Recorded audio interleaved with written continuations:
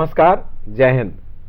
मानव जीवन बहुत ही भाग्य से मिलता है और जीवन को अपने लिए तथा देश और समाज के लिए सार्थक बनाती है शिक्षा। आज से ही नहीं बल्कि अनेक धार्मिक ग्रंथों में शिक्षा के महत्व को, शिक्षा के गुण को बताया गया है, क्योंकि वह हमें एक विशेष या जिसको कहें कि समाज में रहने लायक मानव बनाता है, जिससे व्यक्ति किसी भी सीमा को तोड़ते हुए समाज में अपना नाम करता है और साथ ही अपना और अपने परिवार का उत्थान करता है। परंतु कुछ ऐसे भी लोग हैं जो विभिन्न परिस्थितियों के कारण इस महान गुण से दूर रह जाते हैं। वह चाहते तो हैं लेकिन वो प्राप्त नहीं कर सकते। आज यहाँ हम आपके समस्त इस कारण बैठे हैं कि आपको हर स्थिति और परिस्थिति में शिक्षा के प्रकाश को कैसे पहुंचाएं।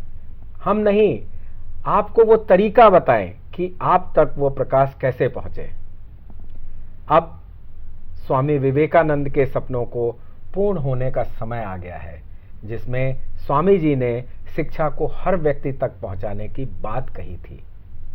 एक बार फिर मैं आरपी सिंह आप सभी का हार्दिक अभिनंदन करता हूं और अपने साथ मौजूद श्री कृष्ण जी, या थोड़ा मैं और करेक्ट करूं अपने को, डॉक्टर श्री कृष्णा जी का स्वागत करता हूं, जिनका 30 साल से शिक्षा के क्षेत्र में बहुत बड़ा एक्सपीरियंस है और कई शिक्षण संस्थानों से जुड़े हुए हैं। आज वो हमारे साथ बैठे हुए हैं, अभी आप उनके विचार सुनेंगे।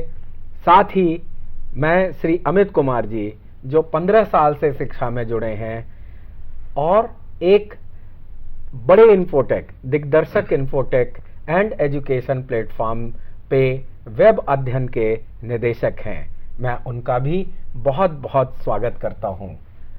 अमित जी और डॉक्टर साहब, आपका दोनों लोगों का बहुत बहुत स्वागत है। धन्यवाद। इस बहुत ही खास प्रोग्राम और ऐसे प्रोग्राम में जिसकी कि अगर हमारे जीवन में वो प्रकाश ना हो तो हम शायद ये सोच भी नहीं सकते कि हमारी जिंदगी कैसी होगी।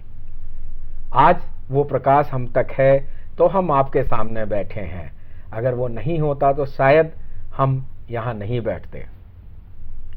तो मेरा सबसे पहला प्रश्न डॉक्टर श्री कृष्णा से है कि मानव जिंदगी में जो हमें मिली है, कहते हैं कितनी काया के बाद, कितने उसके बाद हमें एक मानव काया मिलती है, तो इसमें शिक्षा का क्या महत्व है? देखिए, आपने बहुत अच्छी बात कही कि मानव जीवन बड़े भाग्य से मिलता है।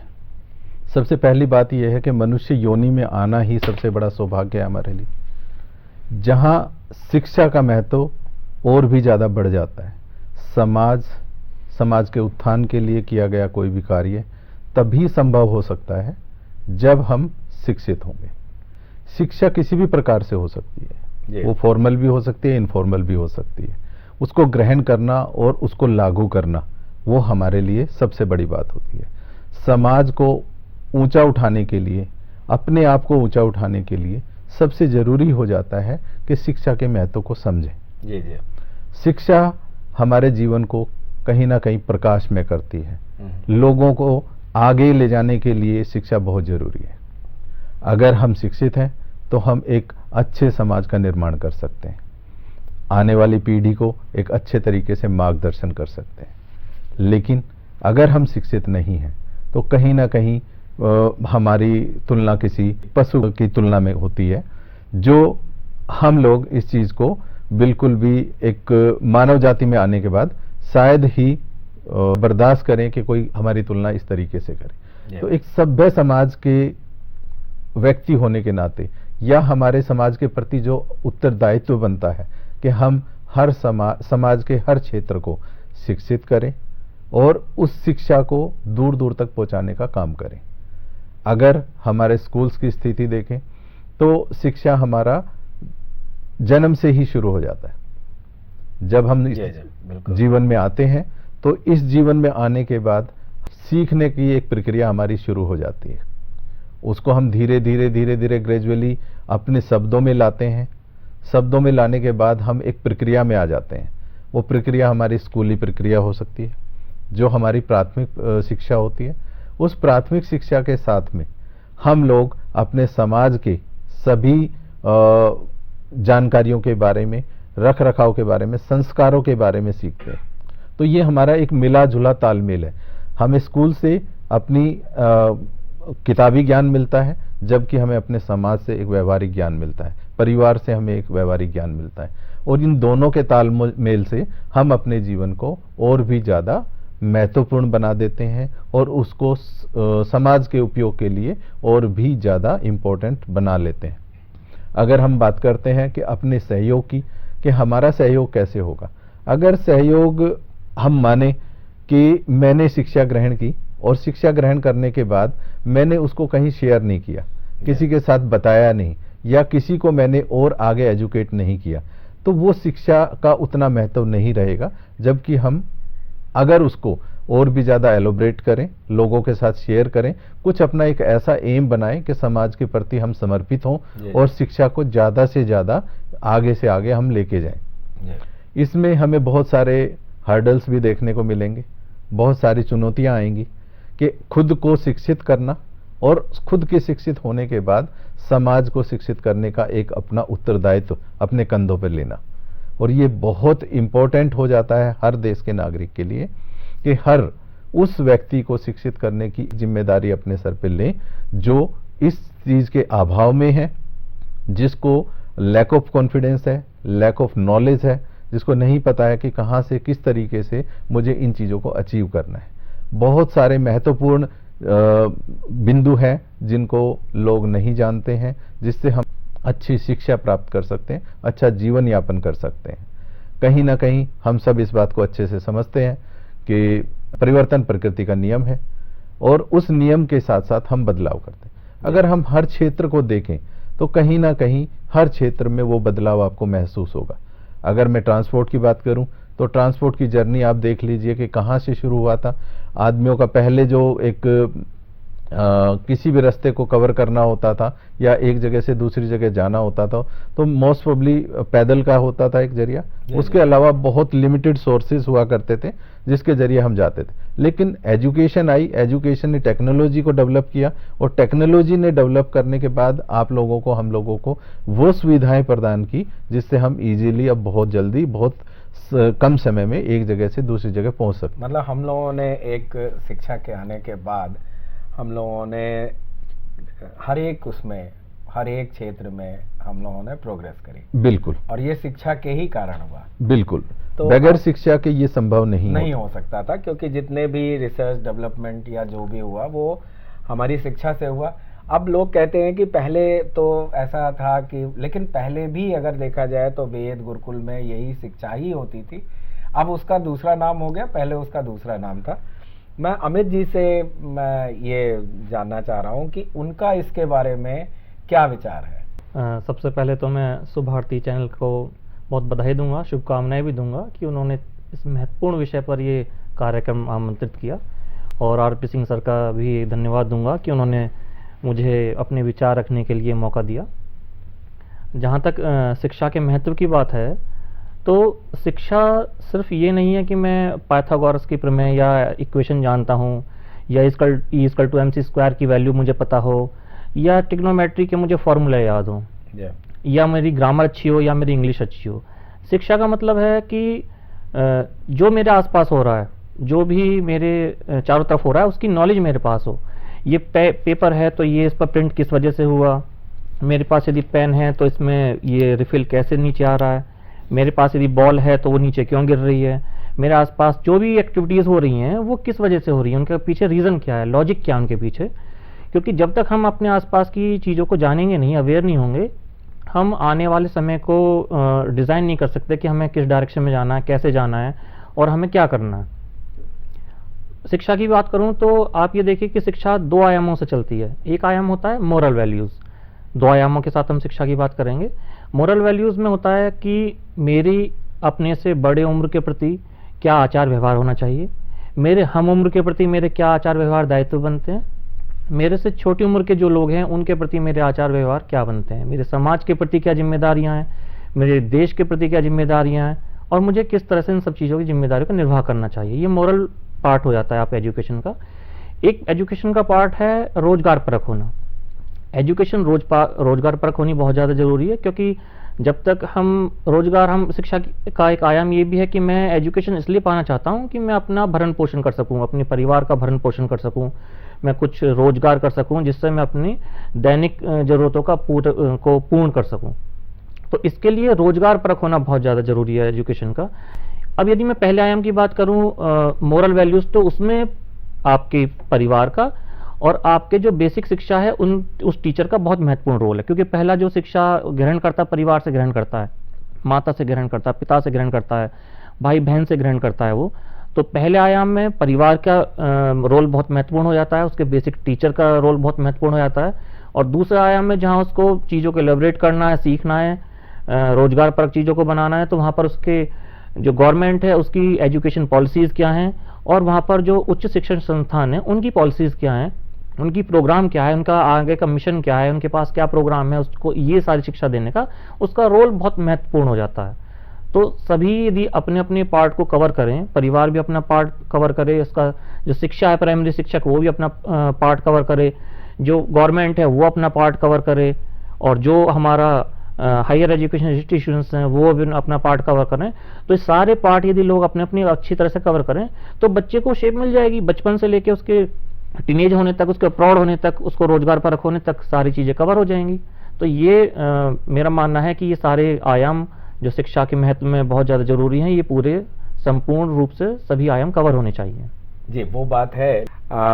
हर एक क्षेत्र में शिक्षा के कारण एक डेवलपमेंट हुआ। जैसे आप ट्रांसपोर्ट की बात कर रहे थे, आपने हमें और भी आगे उसको ले गए जी। लेकिन आज क्या भारत में हम अपने इस महत्व को बदलते हुए भारत में, क्योंकि भारत भी बहुत तेजी से बदल रहा है, बदलते हुए भारत में इस महत्व को हम जान पाए हैं, और अगर नहीं जान पाए हैं तो वो हम कैसे उस चीज़ को प्रमोट करें या कैसे फैलाएं? जी, देखिए मैंने जैसे अभी 2 आयाम की बात की, तो एक आयाम के यदि मैं बात करूं तो वो आयाम थोड़ा सा डाउन हुआ है, मेरा जो मानना है। जैसे मोरल वैल्यूज का मानना है, हमारे मतलब अब से कुछ 15-20 साल पहले यदि मैं देखता हूं तो मोरल वैल्यूज बच्चों में ज़्यादा थी। अब वो आप सोशल मीडिया बोल लीजिए या आज का एनवायरनमेंट बोल लीजिए, इंटरनेट की व्यापकता का सही इस्तेमाल ना होना बोल लीजिए, लेकिन मोरल वैल्यूज थोड़ी सी बच्चों में डाउन हुई है, जिस पर ध्यान देने की बहुत ज़्यादा आवश्यकता है। और दूसरा बात यदि मैं रोजगार परक बोलूँ तो ये अब जा रहा है, हम नई नई चीज़ों को डेवलप कर रहे हैं, नई नई चीज़ों पर रिसर्च हो रही है, नई एजुकेशन पॉलिसीज़ आ रही हैं, इस पर हम पार्ट पर को अच्छी तरह से कवर कर पा रहे हैं। दोनों को ही हम एक साथ लेकर के चलेंगे तो हम ज़्यादा अच्छा कर पाएंगे इस समाज के लिए। जी, ये बड़ी अच्छी बात आपने बताई। अब मैं आपसे डॉक्टर साहब पूछना चाहता हूं कि आपके क्या विचार हैं जो अमित जी ने बोला उसके बारे में, और फिर अपने आगे आपके क्या विचार हैं कि किस तरह से हम अपनी इस शिक्षा की मुहिम को और अपनी इस मुहिम को जिसकी आज हम शुरुआत करने जा रहे हैं उसको आगे बढ़ाएं। अमित जी ने बहुत बेहतरीन तरीके से बातें रखी, और मैं बिल्कुल इनसे इत्तेफाक रखता हूं कि मॉरल वैल्यूज़ बहुत ज़रूरी होती हैं। आज के दिन अगर हम अपनी वैल्यूज़ और एथिक्स की बात करते हैं तो वो कहीं ना कहीं हमें अभी बच्चों में इनकलकेट करने की बहुत ज़्यादा ज़रूरत है। तो चीज़ें जो हम डेवलप करना चाहते हैं तो वहाँ पे सबसे बड़ी चीज़ आती है अवेयरनेस की।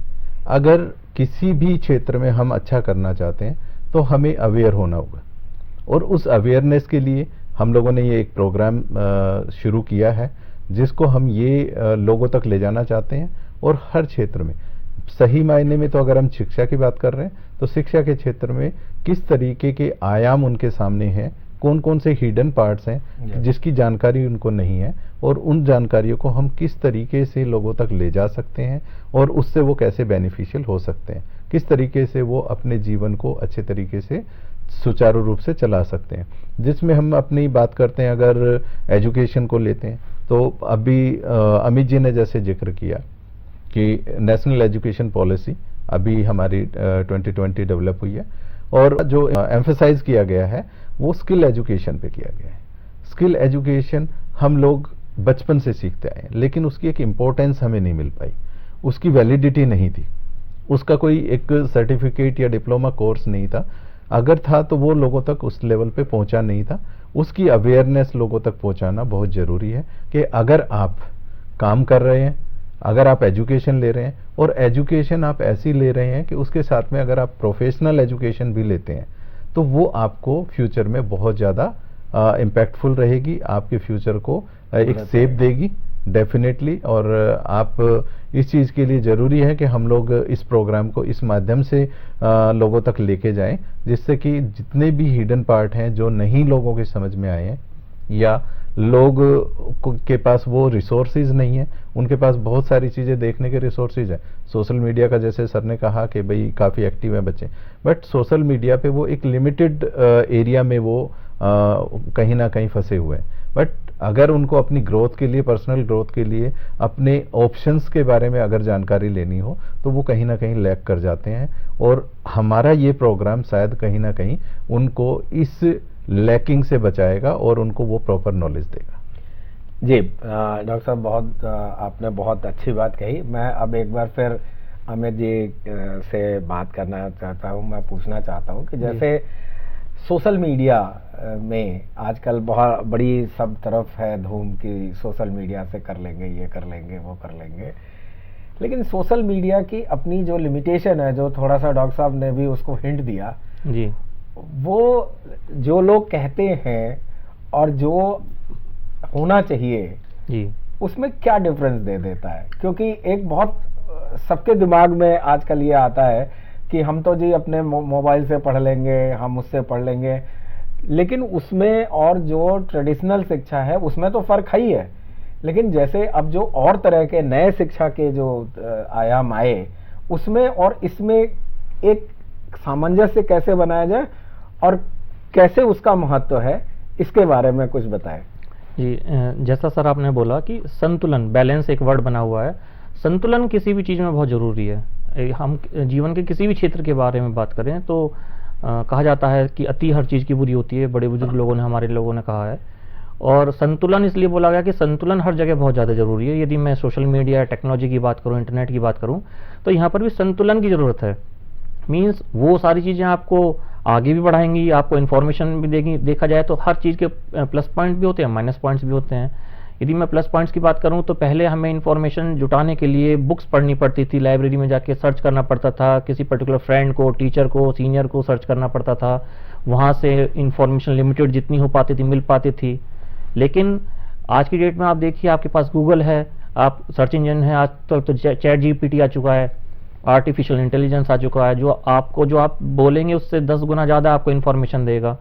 तो वो उसकी प्लस पॉइंट्स हैं। लेकिन नेगेटिव पॉइंट्स ये भी हैं कि वो ओपन प्लेटफॉर्म है, वहाँ पर आपकी एक्सेसिबिलिटी किसी भी लेवल पे जा सकती है। और आज की डेट में देखा जाए सोशल मीडिया में क्या है कि इंफॉर्मेटिव इन्फॉर्मेशन के साथ साथ क्या है कि आपको अदर कंटेंट भी मिलता है। यदि आपका डाइवर्जन उधर की तरफ हो गया तो आप उधर डाइवर्ट होकर चले जाएंगे। तो संतुलन में महत्वपूर्ण भूमिका निभाएंगे आपके पेरेंट्स, आपका परिवार, आपके जो टीचर्स आपके साथ जुड़े हुए हैं वो परिवार। इस चीज़ का ध्यान रखे कि हम जो बच्चे हैं उनके रेगुलर टच में रहिएगा, वो किस बदलाव से गुजर रहे हैं, उनको क्या चीज़ चाहिए, उनका इंटरेस्ट किस फील्ड के अंदर है। उनको हम कोई चीज़ एक्सेसिबिलिटी दे रहे हैं तो मॉनिटरिंग रखें कि हम किस तरह से वो चीज़ मॉनिटर कर सकते हैं, क्या क्या वो कंटेंट सर्च कर रहे हैं, उनकी हेल्प करें। तो हमने जो अपनी लाइफ में बहुत कुछ सीखा है वो उनसे शेयर करते रहें कि भाई बच्चे आप इस लेवल पे हो, आपके दिमाग में ये सारी चीज़ें आएंगी, लेकिन इसका प्लस ये है, माइनस ये है। जो कंटेंट वो हम टेक्नोलॉजी के थ्रू, सोशल मीडिया के थ्रू उन्हें देना चाहते हैं, वो बैलेंस तरीके से उनके पास जाना बहुत ज़्यादा ज़रूरी है। और इस पर परिवार का और उसके टीचर का, इन सब चीज़ों का दायित्व बहुत ज़्यादा बढ़ जाता है। अमित जी, आपने बहुत अच्छी बात बताई। अब मैं डॉक्टर साहब से एक बार फिर जानना चाहता हूं कि जैसे किस तरह से, क्योंकि बहुत से चेंजेस हुए, हर क्षेत्र में चेंज हुए, ये खाली शिक्षा के ही क्षेत्र में नहीं, हर क्षेत्र में 2020 एक ऐसा हम लोगों का पॉइंट था जहां से कि हम कहते हैं हमारी दुनिया ही बदल गई। उसके किस तरह से सोशल मीडिया या इस एरिया में क्या चेंज हुआ? जी सर, बहुत अच्छा क्वेश्चन है। और जैसे ही कोविड पेंडेमिक आया, एजुकेशन का एक दौर चला आया था कि स्कूल गए और स्कूल से आके अपना होमवर्क किया, उसके बाद में टीचर ने नेक्स्ट डे जाके उसको क्रॉस चेक कर देना है। तो वो एक सिस्टम बना हुआ था कि उस सिस्टम के अकॉर्डिंग हम लोग फॉलो कर रहे थे चीज़ें। कोविड पेंडेमिक ने एकदम सब कुछ एक ठहराव सा आ गया। उसके बाद हमारी ऑनलाइन क्लासेस स्टार्ट हुई। ऑनलाइन क्लासेस का जो हमने एक सिनेरियो देखा नो डाउट स्कूल और गवर्नमेंट ये चाहती थी कि हम एजुकेशन को रेगुलर करके रखें, कि बच्चों में वो गैप ना आए। लेकिन क्या वो गैप आया या नहीं आया, ये हम लोगों को सामने देखने को मिला कि बच्चों के हाथ में पहले मोबाइल की फैसिलिटी नहीं हुआ करती थी, लिमिटेड रिसोर्सेज हुआ करते थे, जिसके कारण बच्चों का रुझान कहीं ना कहीं एजुकेशन की तरफ रहता था। लेकिन वहाँ पे एक टेक्नोलॉजी ने डेवलप किया अपने आप को और बच्चों ने उस चीज़ को अडॉप्ट किया, लेकिन उसकी डिसएडवांटेज साथ में आई। वो बहुत ज़्यादा समय से पहले मैच्योर हुए, उनको बहुत सारी चीज़ें सर्च करने को मिली, जैसे सर ने बताया था कि बहुत सारे प्लेटफॉर्म उनको ओपनली मिल गए और वो उनके लिए उस पर सर्च करना शुरू कर दिया। तो वहाँ पे एक हिडन पार्ट आया कि पेरेंट्स ने कहा कि बच्चों ने कहा हम एजुकेशन ले रहे हैं, हम पढ़ रहे हैं, हमारी क्लास चल रही है, बट क्या वो जेन्युइनली क्लास ले रहे थे, क्या वो पढ़ रहे थे? यहाँ पे जो गैप था एजुकेशन का या अवेयरनेस का, पेरेंट्स उस लेवल पे नहीं थे कि जहाँ पे उनको टेक्नोलॉजी के बारे में पता हो कि ये चीज़ें सही में हो रही हैं या नहीं हो रही हैं। क्योंकि हमने एक चीज़ देखी है कि जब कोविड आया तो हमारे खुद के टीचर्स भी कुछ ऐसे थे जिनको बहुत ज़्यादा जूम मीटिंग या इसकी नॉलेज नहीं थी, और वहाँ पे जो बच्चे पहले से इस चीज़ के लिए अवेयर थे उन्होंने अपने उन टीचर्स को, अपने पेरेंट्स को हेल्प की, तो वो एक प्लस पॉइंट था। बट वो एक्सेस जो था वो कहीं ना कहीं डैमेज हुआ। यहाँ पे अवेयरनेस की जहाँ बात आती है कि हमारा यूथ भटक गया। कोविड पेंडेमिक के बाद में यूथ किसी और डायरेक्शन में चला गया। एक तो हमारी फिजिकल एक्टिविटीज़ बंद हो गई, घर से निकलना बंद हो गया, सो मेंटली स्ट्रेस बढ़ गया, जिससे सब कुछ बेड पे या घर के अंदर अंदर हो रहा था, तो सारी चीज़ें कहीं ना कहीं डैमेज होती चली गई। वो इम्पैक्ट हमारा कहीं ना कहीं आया। उससे बाहर आने के लिए हमें कहीं ना कहीं सोसाइटी के साथ कनेक्ट होना, धीरे धीरे पेंडेमिक ओवर हुआ और हम लोग अपनी नॉर्मल ट्रैक पे आए। तो टेक्नोलॉजी का जहाँ डेवलपमेंट होता है, तो मेरा मानना ये है कि टेक्नोलॉजी को प्रोसेस में, कॉन्टिन्यूस प्रोसेस में होना चाहिए, कि ना कि कुछ टाइम हमने किसी चीज़ को सर्च किया जब हमारी ज़रूरत थी और उसके बाद जैसे ही ज़रूरत पूरी हुई तो हमने उस चीज़ को ड्रॉप कर दिया। जैसा कि मैंने एक एग्जांपल दिया कि जो टीचर्स इस चीज़ को ले रहे थे, ऑनलाइन क्लासेस ले रहे थे, जूम मीटिंग ले रहे थे, उन्होंने उनका लर्निंग स्टेप अप हुआ, ग्राफ बढ़ा कि उन्होंने कुछ सीखा। लेकिन जैसे ही नॉर्मल क्लासेस शुरू हुई तो उन्होंने उस चीज़ को फिर दोबारा से छोड़ दिया, भूल गए हैं उस चीज़ को। तो अगर हम अपनी एजुकेशन को प्रॉपर तरीके से अपग्रेडेड नहीं करेंगे या समय के अनुसार नहीं चलेंगे तो हम कहीं ना कहीं लैग कर जाएंगे, और वो लैकिंग हमारे लिए और हमारे बच्चों के लिए बहुत ही हानिकारक होगी। और ये बहुत ज़रूरी हो जाता है कि हमें समय के साथ मिलकर चलना होगा, अपनी चीज़ों को बदलना होगा, अपग्रेड होना होगा। नॉलेज हर दिन हर कदम पे सीखने को मिलती है और वो हमें सीखनी चाहिए, तो हमारे आने वाले समय के लिए बहुत ज़रूरी है। इसमें जहाँ प्लेटफॉर्म की बात आती है कि अगर हम एजुकेशन को कहते हैं कि स्किल बेस्ड एजुकेशन का, जैसे मैंने अभी जिक्र किया था, तो स्किल नो डाउट हम बचपन से ही सीखते आ रहे हैं। स्किल्स हर तरीके से हमें कोई सिखाता नहीं है, हम लोग देखते हैं, अपने प्रोसेस में चल रही होती है, उनको हम सीखते हैं। बट कुछ स्किल्स ऐसी होती हैं जो हमारी लाइफ को बहुत इंपॉर्टेंट बना देती हैं किसी सर्टिफिकेट के बेस पे। तो ये बहुत ज़रूरी हो जाता है कि जहाँ हम एजुकेशन को ले रहे हैं, और चाहे वो आपकी प्रोफेशनल एजुकेशन हो, वोकेशनल कोर्सेज हो, तो प्रॉपर चैनल में उसको कंप्लीट ज़रूर करें ताकि आपका फ्यूचर ब्राइट रहे और मार्केट से आप compete कर सकें, अपने आप को प्रूव कर सकें। डॉक्टर श्री कृष्ण जी और अमित जी, आपने बहुत अच्छी जानकारी हमारे दर्शकों को दी, इसके लिए बहुत बहुत धन्यवाद। लेकिन आपसे मैं एक वादा जरूर लेना चाहूँगा कि ये धन्यवाद फाइनल नहीं है, हम लोग आगे मिलते रहेंगे और आपके विचार लेते रहेंगे। बहुत बहुत धन्यवाद, और सदैव आपके साथ हैं और इस प्रोग्राम को और अच्छे तरीके से आगे लेके जाएंगे। धन्यवाद आपका। Thank you sir. दर्शकों, अगर आप देख रहे हों तो हम लोगों ने एक बहुत बड़े सब्जेक्ट पे बात करी कि शिक्षा क्या है, क्या महत्व है, किस तरह से आज के समाज में वो बढ़ी, और बेसिकली अगर देखें तो कोविड के बाद क्या, कोविड के पहले, कोविड के समय, कोविड के बाद क्या सिनेरियो रहा, हम लोगों ने इस पर बात करी। अब अगर हम कहें तो एक दूसरी चीज़ इसमें जुड़ती है, वो ये है कि शिक्षा तो देनी ही है और शिक्षा के बगैर मानव मानव नहीं है। आप लोग भी शायद बिल्कुल, मेरी इन बात जी। से वो करेंगे कि जी। जैसा डॉक्टर साहब ने तो बिल्कुल साफ साफ कहा कि मानव और पशुओं में कोई बहुत फर्क नहीं रहेगा, क्योंकि हम पढ़े लिखे हैं, हमें एक समाज में रहते हैं, हमें एक संस्कार हमारे हैं जो कि हमें इससे अलग करते हैं, लेकिन उसमें सबसे ज़्यादा महत्वपूर्ण शिक्षा होती है।